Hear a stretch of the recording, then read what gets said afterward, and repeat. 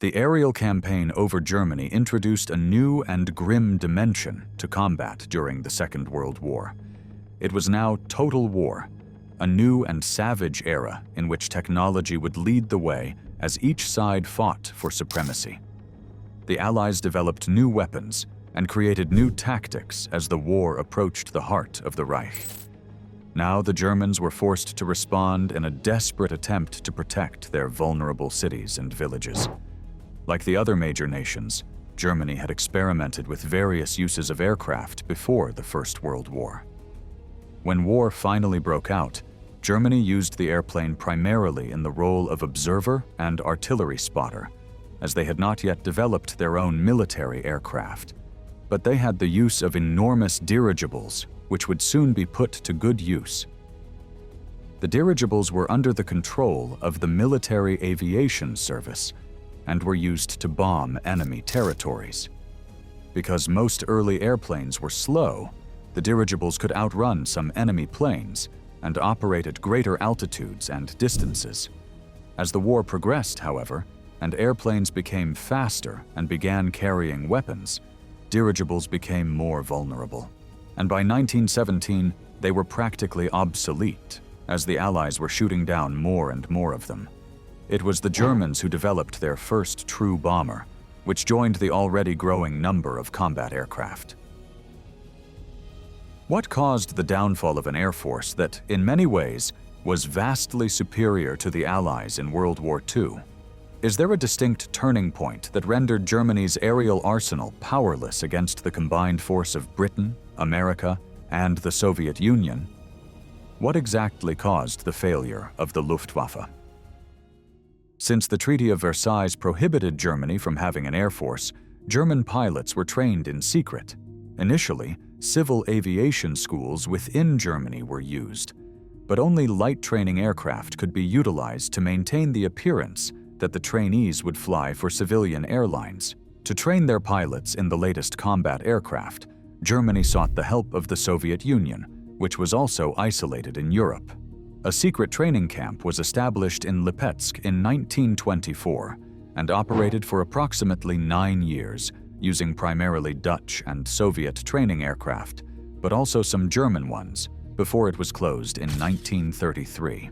This base was officially known as the 4th Squadron of the 40th Wing of the Red Army. Hundreds of Luftwaffe pilots and technical personnel visited, studied, and were trained at Soviet Air Force schools in various locations throughout Central Russia.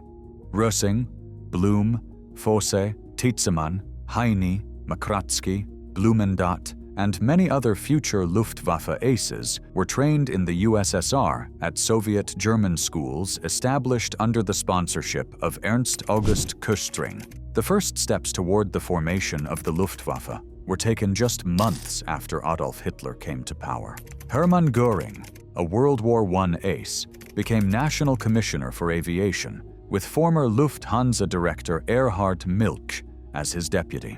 In April 1933, the Reich Aviation Ministry, Reichsluftfahrtministerium, or RLM, was established. The RLM was responsible for the development and production of aircraft. Göring's control over all aspects of aviation became absolute. On March 25, 1933, the German Air Sports Association absorbed all private and national organizations. On May 15, 1933, all military aviation organizations in the RLM were merged, forming the Luftwaffe. The National Socialist Flyers Corps, NSFK, was formed in 1937 to provide pre-military training to young males and to involve adult aviators in the Nazi movement. Since all previous members of the NSFK were also members of the Nazi Party, this gave the new Luftwaffe a strong Nazi ideological foundation, in contrast to the other branches of the Wehrmacht, the Heer Army, and the Kriegsmarine Navy. Göring played a leading role in building the Luftwaffe from 1933 to 1936, but had little involvement in developing the force after 1936.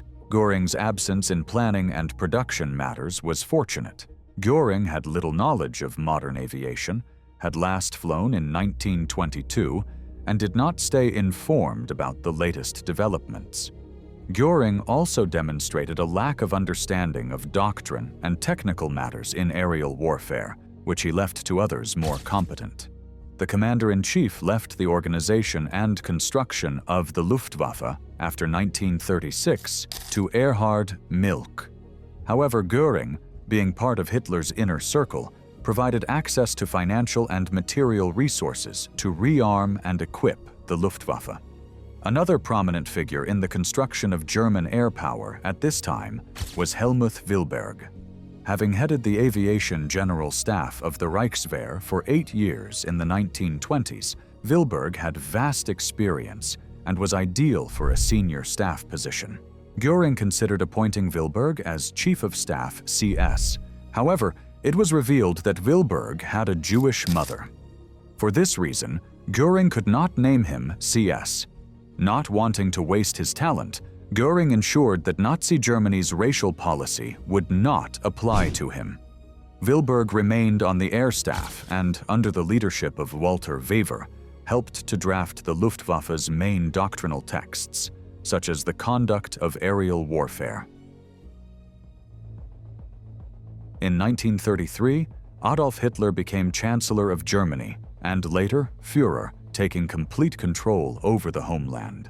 Eager to recover the lost territories that had been taken from Germany after the Treaty of Versailles, the Nazi war machine quickly realized that forming a strong air force was vital. In 1935, this became official on paper, and the Luftwaffe was born. The man placed in charge of this department was Göring, a prominent ace of the Great War. Göring had been a fighter pilot in the First World War, and, as we have seen, he had no interest in technology. He once said, "Well, this device is a box with coils, and I don't like boxes with coils. If you are brave and bold, you don't need to worry about technological devices." In building this new air force, the Nazis had many advantages that other nations did not, including a first-class aviation industry symbolized by the names Messerschmitt, Dornier, Heinkel, Junkers, and Focke-Wulf. Brilliant engineers capable of taking aerodynamics to a new level, and a highly educated population that could build aircraft on a massive scale. In 1938, production rose to more than 5,000 planes. A year later, that number rose to over 8,000, a testament to the importance the Nazis placed on the doctrine of air power. The Germans' goal was to utilize new machines and technologies, but apply them to a very old style of warfare, which had already proven effective in previous conflicts, and which they believed would continue to be useful in the future.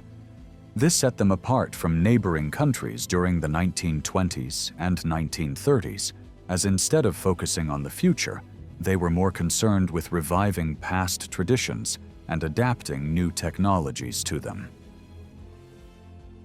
In 1936, the newly formed Luftwaffe made its entry into the Spanish Civil War, which gave the Germans an excellent opportunity to test their new aircraft and new ideas about future warfare. By the end of the Spanish Civil War in 1939, the Luftwaffe had a corps of experienced and combat-trained pilots. The Luftwaffe expanded rapidly in the years immediately preceding the start of the Second World War, and by September 1939, it could count on nearly 3,000 aircraft. The Luftwaffe developed some excellent tactics early in the war, which would be masterfully used during the Blitzkrieg operations in Poland and the West. The Spanish Civil War also highlighted weaknesses that were urgently corrected, although the upper echelons of the Luftwaffe's command structure were far from ideal. There were a large number of very capable and competent people within its ranks, who ensured that the Luftwaffe achieved impressive victories in the early years of the war. When Hitler announced the formation of the Luftwaffe in 1935, Göring was appointed its commander-in-chief. He was a man of great physical presence and an even greater ego, and his vanity certainly contributed to his eventual downfall.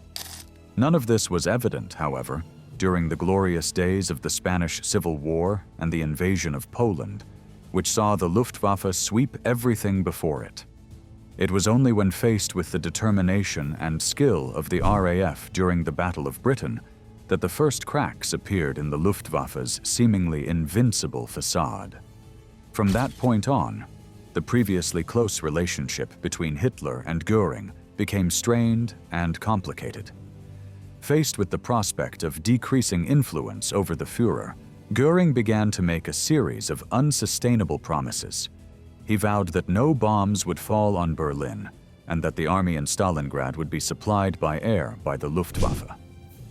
His behavior became increasingly erratic, and he became more and more dependent on drugs. Gradually, Göring neglected his responsibilities, and the Luftwaffe paid the price.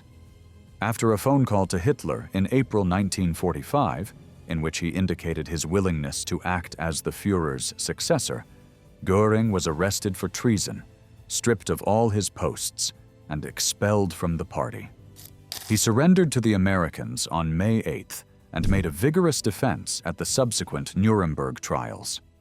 In October 1946, convicted of war crimes and sentenced to hang, Göring committed suicide by cyanide poisoning on October 15, 1946.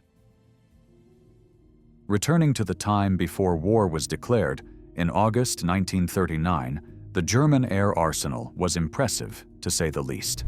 The Me-109, a high-performance single-engine fighter, was ready for action, along with the Junkers 87 Stuka, a dive bomber feared for its accuracy and impact. In addition to these, the German Air Force included the medium-range bombers Heinkel 111 and Dornier 17, known as the Flying Pencil. Complementing this fleet, Germany had the largest air transport industry in the world, represented by the versatile Junkers 52, which would play a crucial role in the German offensive. Even with all these phenomenal aircraft, one key ingredient was missing, as is often noted by World War II historians: the absence of strategic bombers. This gap did not go unnoticed in 1935, when General Walter Wever, realizing its importance, enthusiastically supported the construction of long-range aircraft to combat any potential enemy, most likely the Soviet Union. General Walter Wever was promoting what he called the Ural bomber. He believed that the industrialization, tanks, planes, etc., taking place in the Ural region had to be destroyed if one wanted to win a war against Russia. Wever wrote, "Air power brings war directly to the heart of the enemy country from the moment the war begins. It strikes at the root of the enemy's combat power and the will of the people to resist." Yes, Walter Wever was very much in favor of this long-distance bomber to try to bomb Russia, and this project was called the Eurobomber. Wever provided specifications to both Dornier and Junkers for the construction of this long-range bomber. From this specification came the Dornier 19 and the Junkers 89, but neither of these aircraft had the performance that was available at the time in the United States with the B-17 Flying Fortress. Therefore, neither of these aircraft really progressed beyond a few prototypes. Dying in a plane crash in 1936, his doctrine, exemplified by the Dornier 19 and the Junkers 89, was discarded by Göring. Göring disagreed with this because he adopted Hitler's view that they could win with blitzkrieg and would not need to go through the lengthy process of using heavy bombers. Asking how many twin-engine planes could be made for each four-engine one, the answer given to him was 2.5. The Field Marshal's response is that the Führer does not ask how big my bombers are, but how many there are. It is important to note that the decision not to build long-range bombers cannot be considered a failure. For Germany, the raw materials necessary to build such aircraft would require large amounts of rubber, metals, and fuel, all of which would have to be imported at high cost. Of the 4,500 tons of aluminum needed per month for aircraft production, only half was available during the Wever era. The Air Force that he and others envisioned was simply uneconomical at the time. What truly represented the German war effort was, instead, a tactical air force. The German war movement tried to defeat as much of the enemy's army as possible in the first weeks of combat. Therefore, the tactical level of fighting for an individual position, and then the operational level of trying to defeat an enemy army. But arguably, Germany was never very good, dating back to Prussia before it, at the kind of long-term strategic planning at which the Allies were so skilled during the Second World War.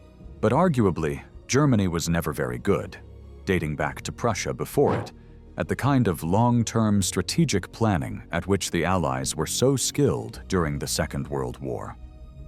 One could argue this is because the Germans felt they had to win all their wars quickly, or not at all, and that trying to play a strategic war against the vast economic and industrial resources of the United States was a losing game from the outset. Working closely with those on the ground, the Luftwaffe was extremely successful when the Second World War began. Poland was easily destroyed. Norway was taken from the British effortlessly. The Netherlands and even the might of France could not withstand the German force. During the year 1940, it seemed that nothing could stop the Nazi forces from swallowing the European continent. Certainly, the Luftwaffe played an extremely important role in Germany's early victories in the Second World War. And when we say early victories, we're not just talking about the first 6 months, but the first 2 years, in which it seemed that German victory was very near. The German Air Force was very skilled at the tactical level, that is, in cooperation with ground forces. It was extremely successful at the operational level of war, the intermediate level, which consists of conducting campaigns against, for example, enemy supply lines, bringing troops and men to the front lines. With the fall of France, Britain was the only nation standing in the way of this German juggernaut. To put an end to the defiant island nation, a plan known as Operation Sea Lion was approved. It required the Luftwaffe to achieve air superiority over the English Channel. Once accomplished, German forces would be deployed on British soil. However, during this crucial battle, the Luftwaffe suffered its first aerial defeat, mainly due to the use of Spitfires and Hurricanes. The British managed to push the German planes away from the coast of Britain. As this monumental fight continued, we discover one of the Luftwaffe's greatest failures: its lack of coordination with the Kriegsmarine. Göring said that anything that flies belongs to him, and bitterly fought against any attempt by the German Navy to get a piece of the aerial action. When the Navy wanted long-range aircraft assigned to it, Göring, in fact, Dönitz, went behind Göring's back directly to Hitler and managed to get a dozen Focke-Wulf Condor aircraft assigned to him. When Göring found out about this, he was furious and cut off all cooperation with the Kriegsmarine at that point. Despite Admiral Raeder's appeals to create a separate air force for the Navy, Göring refused to give the green light to any inter-service rivalry.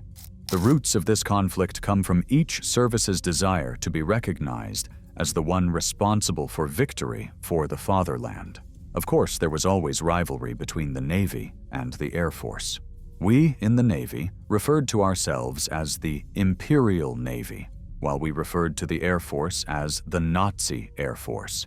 This already differentiated us in attitude and character. In retrospect, Göring's decision proved fatal, while Germany and Britain fought both in the skies and at sea. Winston Churchill would write that the greatest threat to Britain was the Battle of the Atlantic, where the German U-boats had enormous success in sinking British ships. I believe Churchill was absolutely correct in saying that the Battle of the Atlantic was the only front where Britain could truly lose the war, because they were so dependent on supplies, even food, coming from North America, that if that supply line were cut off, Britain would truly be in serious trouble. With the defeat of France, bases were built right on their coast, giving these ships an even greater theater to disrupt Britain's lifeline. If the air forces had worked closely with these submarines, or if a separate naval aviation wing had been created, it would have been a game-changer in Germany's war against Britain. Proof of this can be seen in the Focke-Wulf 200 Condor, an aircraft which, despite its limitations, was excellent at attacking British ships. With no more than a dozen planes, they successfully sank 85 merchant ships and more than 300,000 tons of vessels. When the Germans began deploying a relatively small number of Focke-Wulf 200 Condors to attack Allied shipping, they were able to cause a devastating effect. Furthermore, if the new invention of a magnetic mine had been deployed by Luftwaffe planes in the English Channel, the enemy might have been forced out of the war through starvation. This marks the Luftwaffe's first major failure. The early phases of the bombing offensive of the Second World War can be described as a policy of waiting due to the serious moral implications imposed on a country that decides to attack non-military targets belonging to the enemy. Britain and America were developing their bomber forces in the years leading up to the Second World War, and both were firmly convinced that, if war broke out, the enemy would be able to deliver a knockout blow from the air that would prevent any continuation of the war. Belief in the knockout blow theory meant that great efforts were made to produce an effective countermeasure. In the years before 1939, Britain made great advances in the development of early warning radar and a force of fast interceptor planes. Priority was given to the development of fighters at the expense of bombers, and although this policy was unpopular in some circles, the benefits would soon become apparent. Hitler had declared that the RAF, Royal Air Force, needed to be defeated before an invasion of England could begin, and during the summer months of 1940, the RAF and the Luftwaffe fought for control of the skies over southern England. Luftwaffe bombers attacked military targets such as airfields and radar stations, but difficulties began to become apparent even in this early phase of the war. The fact was that accurately bombing a target, even during the day, was extremely difficult. Furthermore, targets were not attacked frequently enough to render them permanently unusable. As the total defeat of the RAF became an unrealistic goal for the Luftwaffe, they changed tactics to focus on the bombing of London and other non-military targets. Even here, the deficiencies were evident, as the twin-engine bombers lacked the range and payload capacity to deliver the decisive victory needed. Germany's inability to develop a long-range, four-engine bomber was proving extremely costly. While bombs fell on British cities and ports, the Allies were making their own plans to bring the air war to Germany. The bombing offensive over the Reich was initiated by the RAF and, in particular, by Bomber Command. This force was slowly built up starting in 1936, and, with the outbreak of war in September 1939, Bomber Command had 53 squadrons available, although, like Germany, not all were operational. This would increase to 58 squadrons in 1941, and by March 1943, the total rose to 62 squadrons. The number of aircraft available at the beginning of the war was only 300. This was clearly not enough for Bomber Command to carry out an effective bombing campaign. Although the number available increased, it was not until the arrival of the heavy four-engine bombers that effective campaigns could begin. By the spring of 1943, Bomber Command had more than 3,000 aircraft at its disposal, and the number would rise to nearly 7,000 by the end of the war. They would have more than 100 separate airfields located mainly on the east coast of England and in the Midlands. There is no doubt that Bomber Command, along with its American allies, played a significant role in the eventual fall of Nazi Germany. In May 1940, Britain launched its first bombing attacks on Germany. The attacks were small but significant, as they demonstrated Britain's willingness to abandon any moral restraint and accept that civilians would be killed. At that stage of the war, no other country had taken such a step. Germany was quick to condemn the attacks and prepared to retaliate. The chosen target was the Dutch port of Rotterdam. The attack was fierce and demonstrated the reach of Germany's bombing capabilities against a lightly defended target. The Luftwaffe continued its bombing campaign during the Battle of Britain until Britain finally achieved victory over Hitler's air force. However, the British victory over the Luftwaffe in the summer of 1940 merely allowed it to continue the fight against Nazi Germany. The real difficulty was deciding what form that fight would take, as the loss of so much equipment during the disaster at Dunkirk and the losses suffered during the Battle of Britain severely limited Britain's offensive options. Churchill was eager to show that Britain still had strength, and with the help of the Air Ministry, the reaction began. Even while Britain was fighting for its life in August 1940, Bomber Command launched an attack on Berlin, the heart of Nazi Germany. Throughout 1940, there were reciprocal bombing attacks between Britain and Germany in their respective territories. While the RAF attacked areas beyond Berlin, with the main target being Germany's oil supply, these attacks were broad but imprecise and sporadic. Initially, Bomber Command conducted the attacks during the day, but the losses were too high for this to continue. In some cases, bomber formations lost up to half of their number. The switch to nighttime attacks was made in an attempt to reduce losses, but the Luftwaffe introduced the use of night fighters, which continued to inflict terrible losses on the bomber formations. At 3:15 a.m. on Sunday, June 22, 1941, a massive bombardment of 7,000 artillery pieces erupted along a 2,000-kilometer front from the Baltic to the Black Sea. 3 million German troops, 600,000 vehicles, and 3,350 tanks were about to invade the Soviet Union. Operation Barbarossa involved a ground advance on 3 fronts by Army Group North toward Leningrad, Army Group Center toward Moscow, and Army Group South toward the Ukrainian city of Kiev. Each Army Group had its own dedicated air support: Air Fleet 1 in the north, Air Fleet 2 in the center, and Air Fleet 4 in the south. The Luftwaffe deployed 60% of its total force for this operation.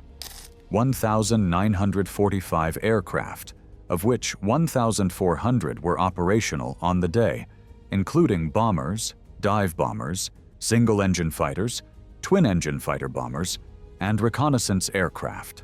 Small groups of bombers were prepared to take off in the dark and were ready to attack enemy airfields at dawn, with the main air assaults occurring an hour later to protect the flanks.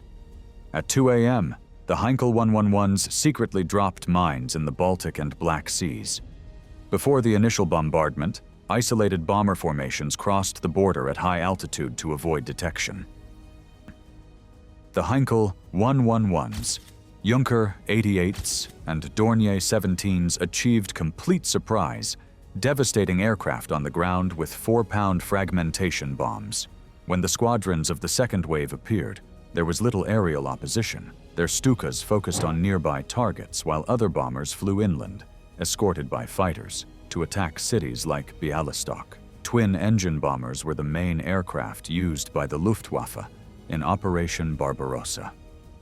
The Heinkel 111 had a speed of 415 kilometers per hour and a bomb load of 1,360 kilograms.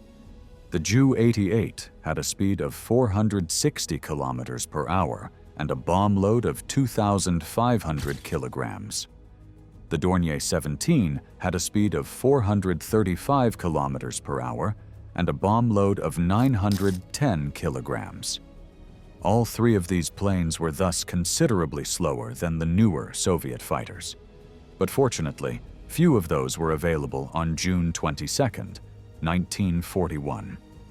The Soviet Air Force, severely affected by purges of senior officers, had performed poorly against Finland during the winter of 1939 to 1940.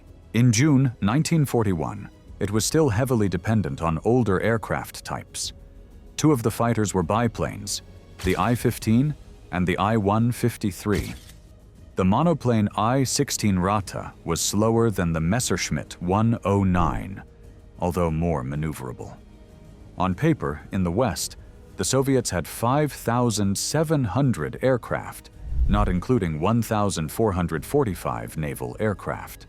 Despite the terrifying losses, the Soviet twin-engine bombers held firm, attacking German airfields until nightfall, facing heavy anti-aircraft artillery and fighters. Clearly, the morning air operations of the Luftwaffe had been a success. In addition to the obsolete biplanes and the single-engine Su-16 fighter, the Soviets relied on 3 new aircraft. One was the MiG-3, which had a speed of 400 miles per hour, but had been designed as a high-altitude fighter and was thus less effective with its 3 machine guns at medium and low altitude. The second was the WW2, which had a speed of 350 miles per hour, but unfortunately tended to spin in tight turns and had a reputation for crashing on takeoff, remaining in service only until 1942.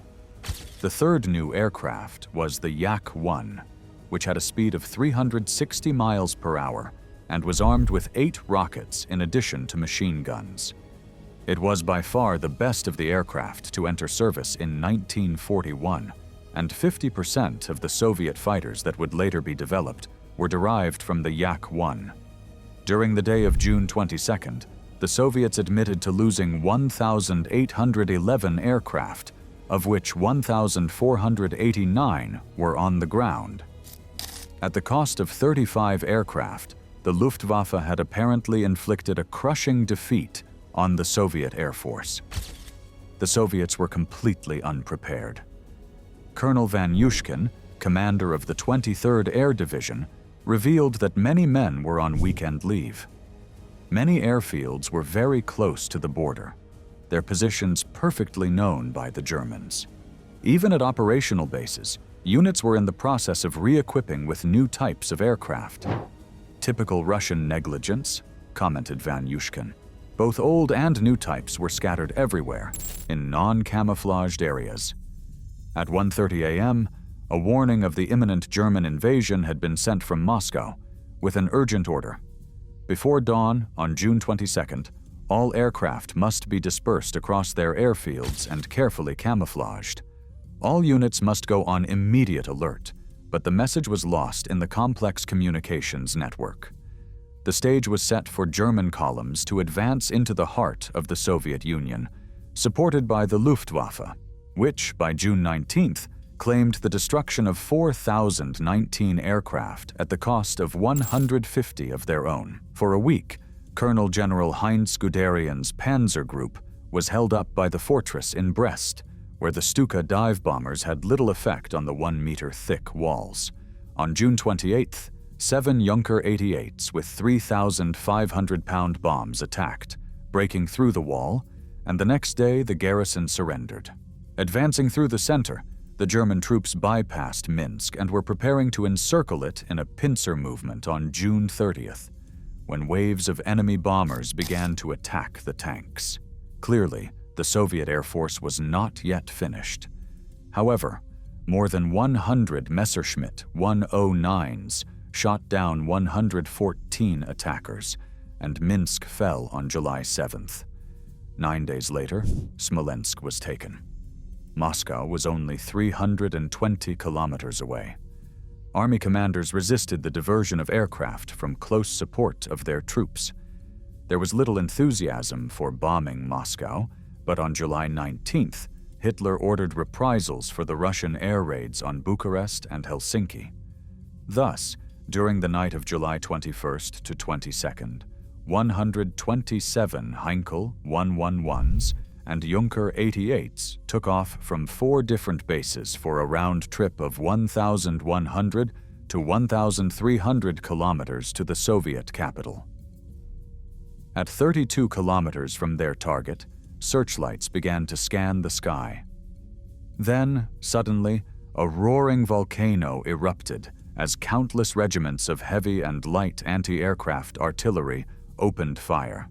796 anti-aircraft guns were positioned around the Soviet capital, and 600 fighters, many newly arrived British Hurricanes and American P-40 aircraft, guarded its skies. Although 104 tons of high-explosive bombs and 46,000 incendiary bombs were dropped, the lack of concentration resulted in minimal damage. On the following 2 nights, 115 and 100 bombers attacked, but the numbers then dwindled. Before the end of 1941, 76 attacks had been carried out on Moscow, 59 by 10 or fewer bombers. The bombing offensive against the Soviet capital simply fizzled out. The Soviets argued that their defensive measures thwarted the Luftwaffe in its attempts to bomb Moscow. To deceive reconnaissance aircraft, they camouflaged vast areas of Moscow. For example, they painted houses on the walls of the Kremlin and placed roofs along all the main roads. They also deployed a large number of searchlights, and Luftwaffe pilots reported that they were blinded in the first attack by 300 searchlights. The Soviets had 600 fighters available, of which they sent between 150 and 200 each time the Germans came for a major attack. The Soviets claimed that in the first 3 attacks launched by the Germans on Moscow, anti-aircraft guns and fighters shot down 22 attacking bombers. Luftwaffe officers were perplexed by the extent of the Soviet Air Force's continued activity. On December 11th, Hitler would confidently announce that 17,322 enemy aircraft had been destroyed, captured, or written off. However, unknown to the Germans, aircraft production in Soviet factories during the second half of 1941 was 4 times greater than in the first half. Significantly, the production of new types of fighters skyrocketed. The Le-GG-3 from 322 to 2,141 units, and the Yak-1 from 335 to 1,019. Bomber production reached 3 times the pre-war rate, and the total aircraft production for 1941 reached 15,735. 240 kilometers from the troops advancing toward Moscow, Army Group North advanced rapidly to the outskirts of Leningrad on September 22nd. The Messerschmitt unit commander, Major Travelov, advanced to a forward army position and studied the Soviet city up close. The air was alive with metal, he observed, as swarms of Stukas dived on their targets and German protective fighters engaged Soviet aircraft. Luftflotte 1 of the Luftwaffe was ordered to focus on the Soviet fleet in the Kronstadt Bay, which had 59 battleships, cruisers, destroyers, and submarines, and more than 200 auxiliary vessels that threatened Sweden's iron ore supplies to Germany, supply routes to Finland, and those along the Baltic coast. Thus, at 8:45 a.m. on September 23rd, a strong force of Stukas risked 600 anti-aircraft guns. The battleship Marat was sunk, and the Red October was damaged. The Ju-87s returned in the afternoon, and from September 25th to 28th maintained the attack, often flying 3 operations per day. One of them was shot down and crashed onto the deck of the cruiser Kirov, and several Soviet ships were damaged by bombs, but the slow-moving Stukas were badly battered by anti-aircraft gunners and Soviet fighters. The Ju-87 Stuka dive bomber had served in the Spanish Civil War, in Poland, and in France. It had a 2-man crew, a speed of 370 kilometers per hour, and could carry a bomb load of 680 kilograms. It usually dived from 3,600 meters and released its bombs at 1,200 meters, and the dive brakes that slowed it on descent emitted a scream that supposedly demoralized defenders. Unfortunately, it was so slow that gradually anti-aircraft guns began hitting it, as well as fighters, as demonstrated in the Battle of Britain, and also over Leningrad, and in the final phase of action on the Eastern Front. It was used in the anti-tank role. The Soviets mobilized 900 Army and Navy aircraft to defend Leningrad, and their fleet survived. The Luftwaffe lacked the strength to obliterate it or cause fatal damage to Leningrad, especially after most of Luftflotte 1 was withdrawn to join the advance on Moscow, and between October 10th and December 25th, 1941, civilian Li-2 transport aircraft carried 6,000 tons of supplies to Leningrad. The Li-2 aircraft, widely used in the Leningrad airlift, was the Soviet version of the American Douglas DC-3, built under license since 1937. In the wartime version, it resembled the American C-47 Dakota, with the only difference being that it sometimes had an upper turret installed. Meanwhile, 1,100 kilometers farther south, the battle for Kiev reached its climax. To help capture the city, secure the wheat fields of Ukraine, and open the path to the coal and iron ore of the Donets Basin, Hitler had diverted Guderian's panzer group from the center to justify this gamble. Kiev and its surroundings needed to be taken quickly. On September 16th, 2 German pincers closed east of the city, which fell 3 days later. Soon after, all resistance in the area ceased. Besides directly supporting German troops in Kiev, the Luftwaffe was tasked with preventing the Soviets from attacking their advance. In practice, they were responsible for blocking the battlefield. For a month, German aircraft carried out a concentrated attack on Soviet railway facilities to the east and northeast, stations, bridges, cuttings, and rolling stock. As a result, the Soviets were unable to mount any serious attack on the besieging troops. Elsewhere, in the south, before the end of the year, Kharkov, east of Kiev, had fallen. And, despite the support of Black Sea Fleet aircraft, the Soviet Air Force could not prevent the capture of Odessa or the invasion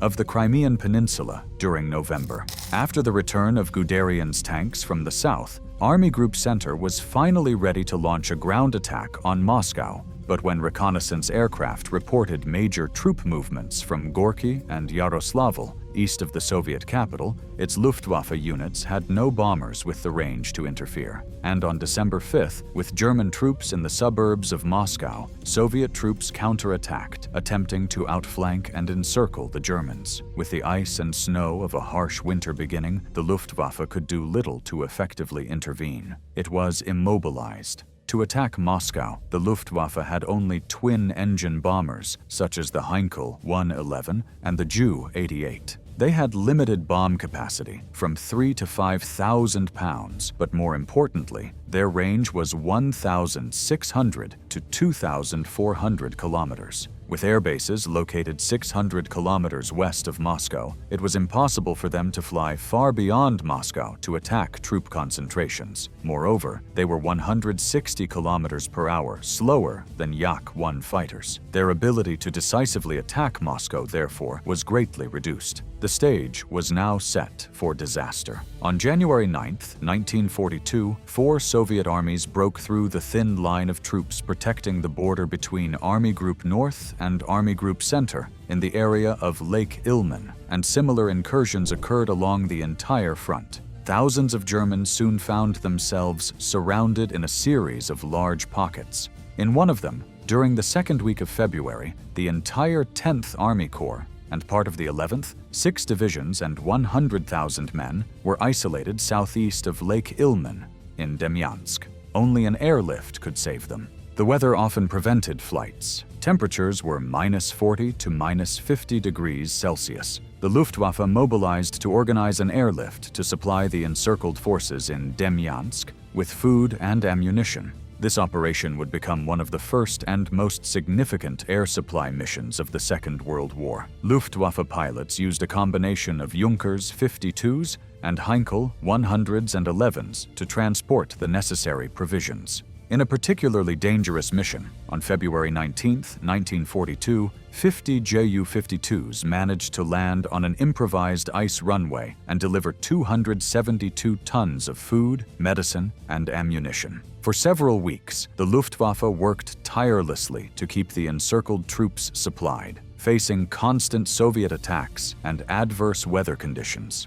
The transport aircraft, often flying in tight formations for mutual protection, were attacked by fighters and anti-aircraft artillery, suffering significant losses. Even so, the Luftwaffe managed to deliver an average of 150 tons of supplies per day, a remarkable achievement given the circumstances. The situation in Demyansk highlighted the German army's growing dependence on the Luftwaffe for logistical support missions and special operations. As distances increased and conditions deteriorated on the Eastern Front, the Luftwaffe's ability to operate effectively in support of the army was being put to the test. The relentless fighting in the Russian winter and the growing shortage of aircraft suitable for transport were obstacles that undermined the efficiency of the German Air Force. Although the Luftwaffe managed to avoid total disaster in Demyansk, the costs were high. The transport aircraft were increasingly worn out and the crews exhausted.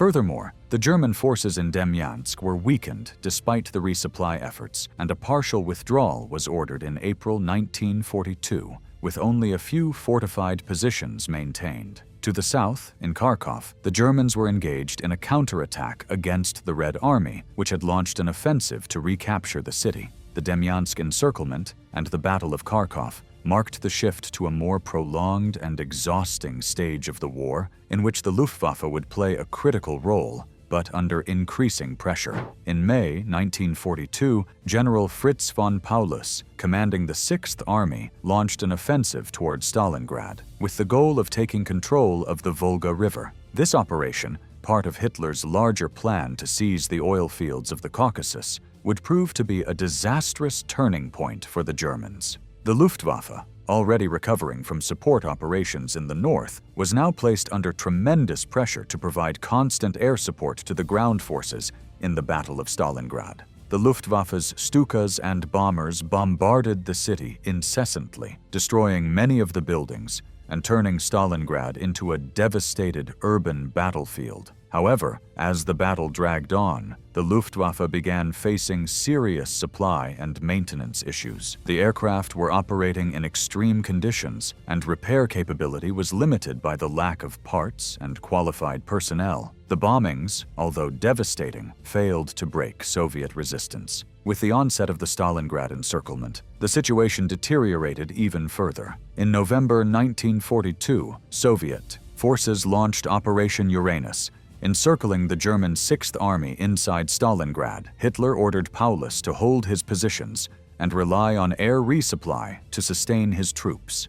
The Luftwaffe, once again, was tasked with carrying out a massive airlift. However, unlike in Demyansk, the resupply mission in Stalingrad was doomed to fail. The number of available aircraft was insufficient to provide the 300 tons of supplies that the 6th Army needed daily.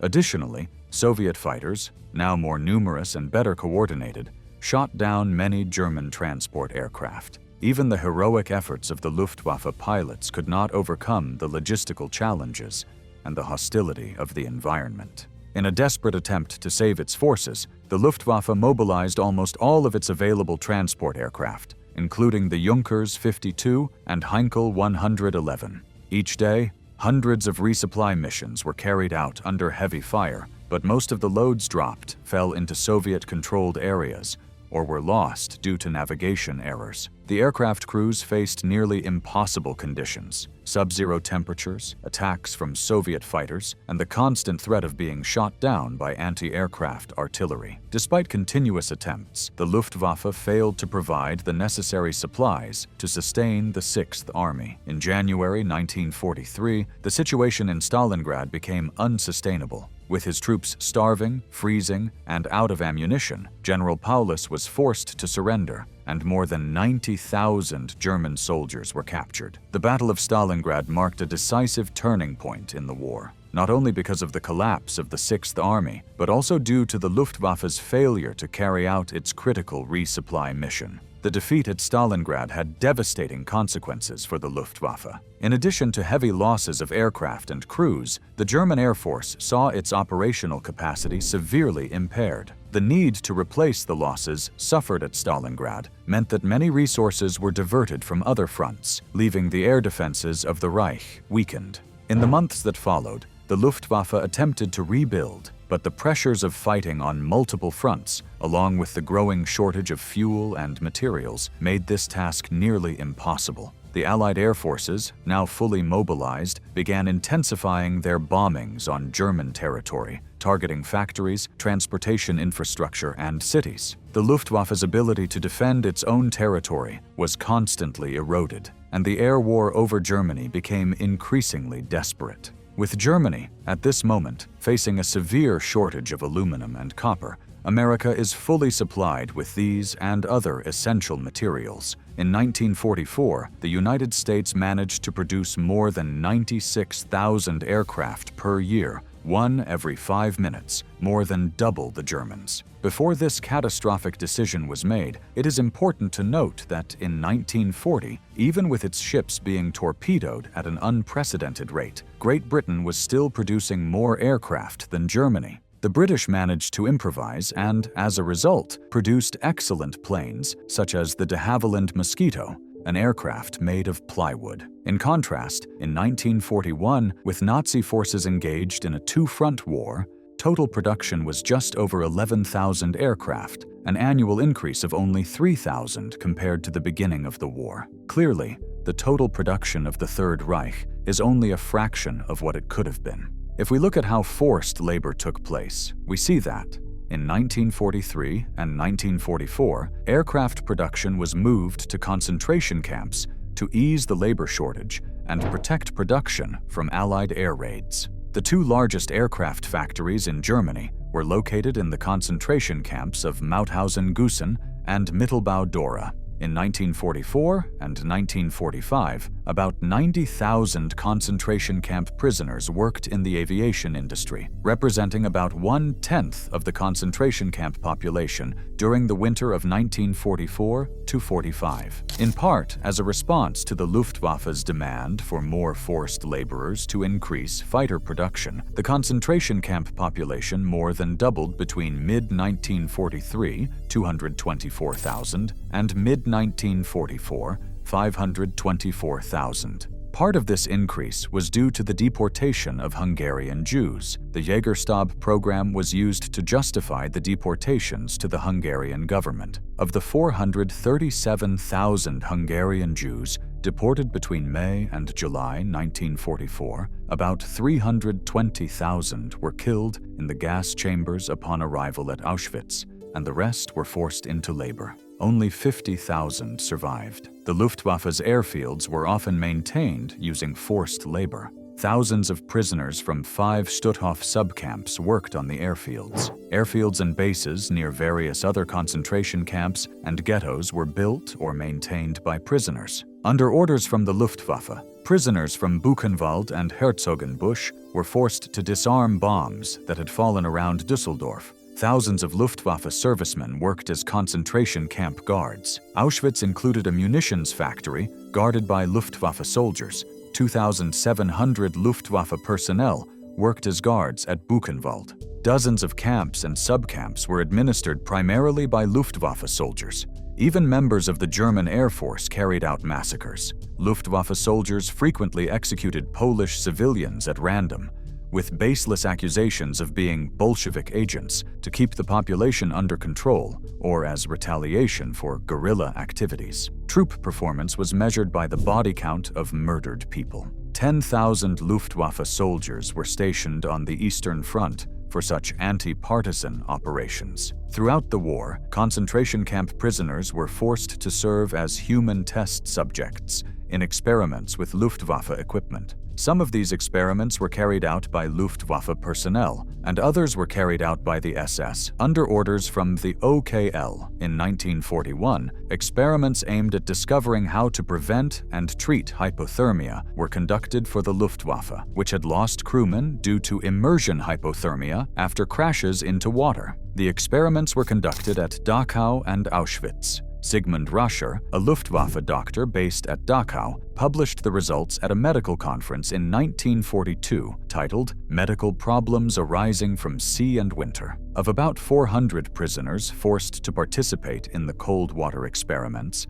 80 to 90 were killed. In early 1942, prisoners in Dachau were used by Rascher in experiments to perfect ejection seats at high altitudes. A low-pressure chamber containing these prisoners was used to simulate conditions at altitudes of up to 20,000 meters. There were rumors that Rascher performed vivisections on the brains of victims who survived the initial experiment. Of the 200 subjects, 80 died from the experiments, and the others were executed. Eugen Hagen, chief physician of the Luftwaffe, infected inmates at the Natzweiler concentration camp with typhus to test the effectiveness of proposed vaccines. There was no positive or specific customary international humanitarian law regarding aerial warfare before or during the Second World War. Therefore, no Luftwaffe officer was prosecuted in the Allied war crimes trials after the Second World War for the air raids.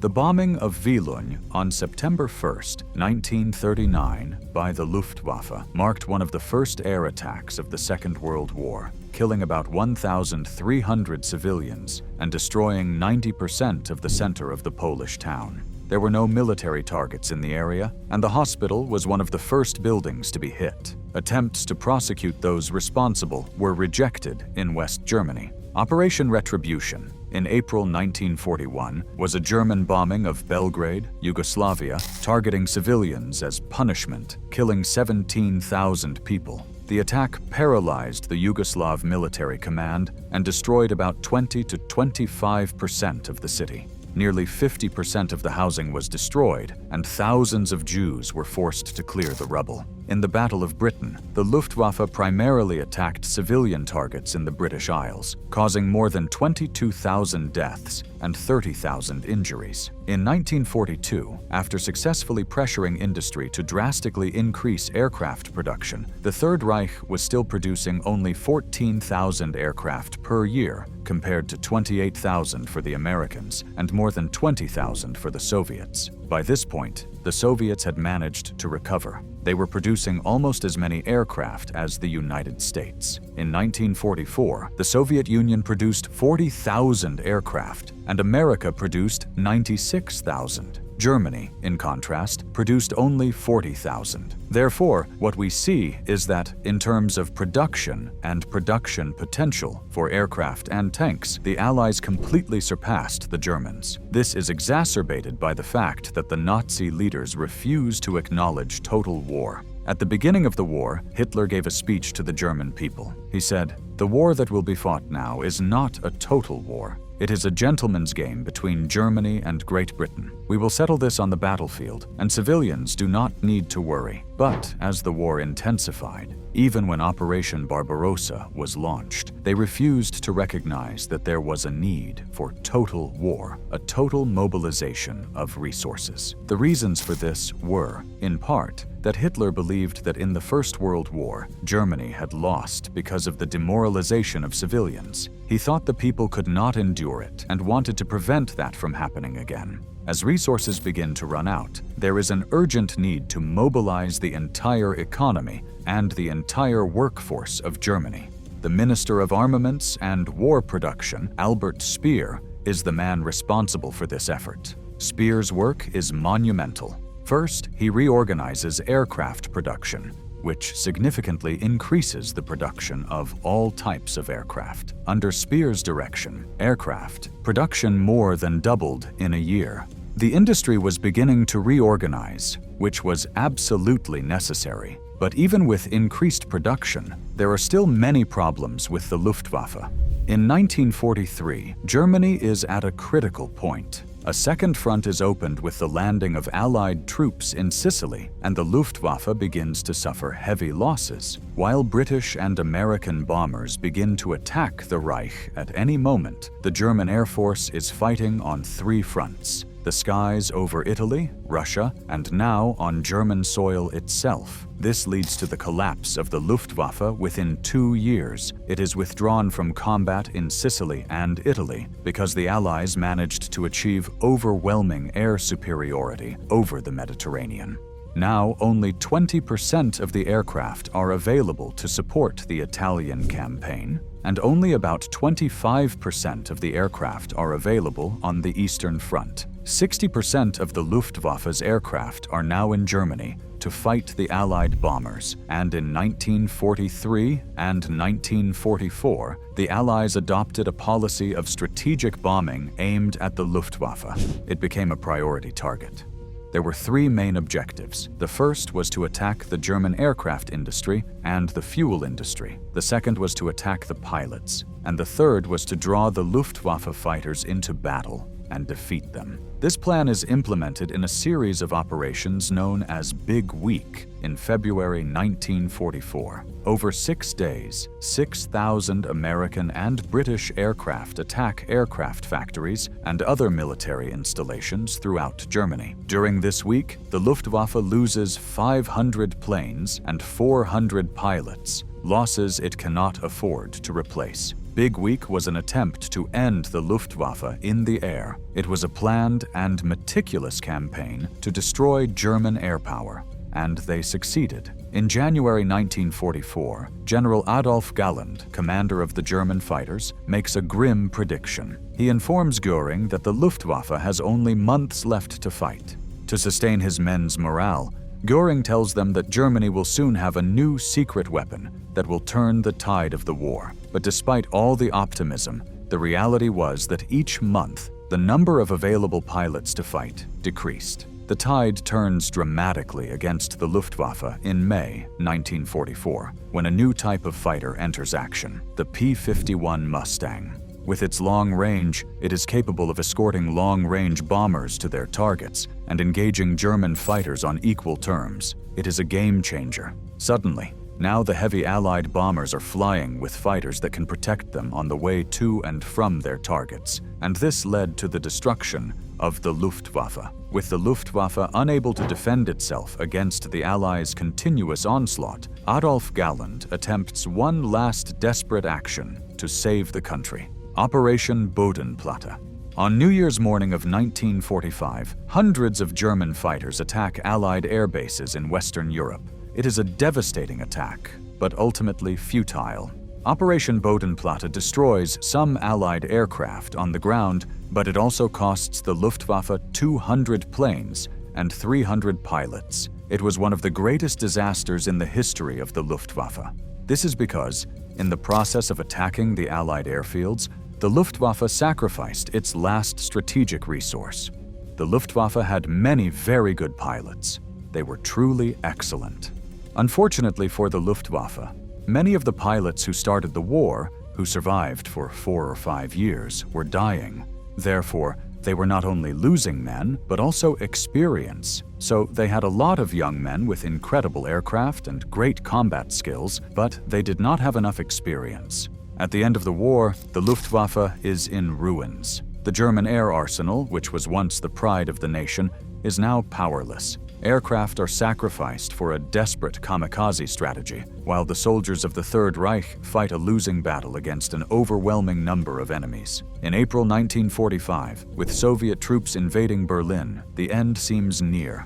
And as the last defenders fight in the ruins of the capital, the planes that are still flying carry out their final missions. On May 8, 1945, Germany surrenders unconditionally. The Luftwaffe, which began the war as a modern and formidable air force, is now nothing more than wreckage. The fall of the Luftwaffe is a testament to the strategic and logistical failures of the Nazi leadership. Despite starting the war with significant advantages in technology and doctrine, the Luftwaffe failed to adapt to the accelerated pace and growing demands of a prolonged global conflict. One of the greatest failures was the inability to maintain a constant production of aircraft and pilots.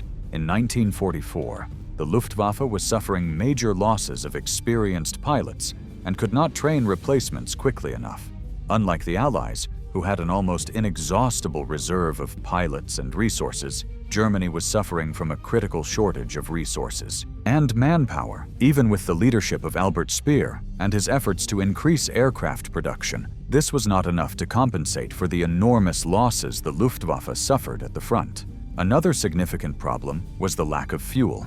As the war progressed, Germany's oil sources were systematically destroyed by Allied bombing. The oil refineries in Ploiești, Romania, which supplied a large portion of Germany's fuel, were repeatedly attacked and eventually destroyed. Without fuel, even the most advanced Luftwaffe aircraft could not be used. The Me-262 jet fighters, which could have changed the tide of the air war, remained largely inoperative due to a lack of fuel and trained pilots. At the end of the war, the Luftwaffe was in a state of complete collapse. Its air bases were destroyed, the remaining aircraft were scattered and unusable, and many pilots were killed or captured. Göring, the man who had once promised Hitler that the Luftwaffe would never allow Berlin to be bombed, was dismissed from his position and arrested on charges of treason. Göring, who had been the commander-in-chief of the Luftwaffe for most of the conflict, was charged with war crimes and crimes against humanity. During the trial, he defended his actions and those of the Luftwaffe, but he was sentenced to death. However, He committed suicide in his cell with a cyanide capsule before he could be executed. Other senior Luftwaffe officers, such as Albert Kesselring and Erhard Milch, were also tried for their roles in the war. Kesselring, who commanded the air forces in the Mediterranean and Italy, was sentenced to death, but his sentence was commuted to life imprisonment, and he was released in 1952. Milch, one of the main organizers of aircraft production, was sentenced to prison for his role in the use of slave labor and in conducting the air war, but he was also released before serving his full sentence. After the end of the war, Germany was divided into occupation zones by the Allies, and the country was demilitarized. The Luftwaffe, as an air force, ceased to exist. The reconstruction of West Germany, under Allied supervision, focused on transforming the country into a peaceful and democratic nation.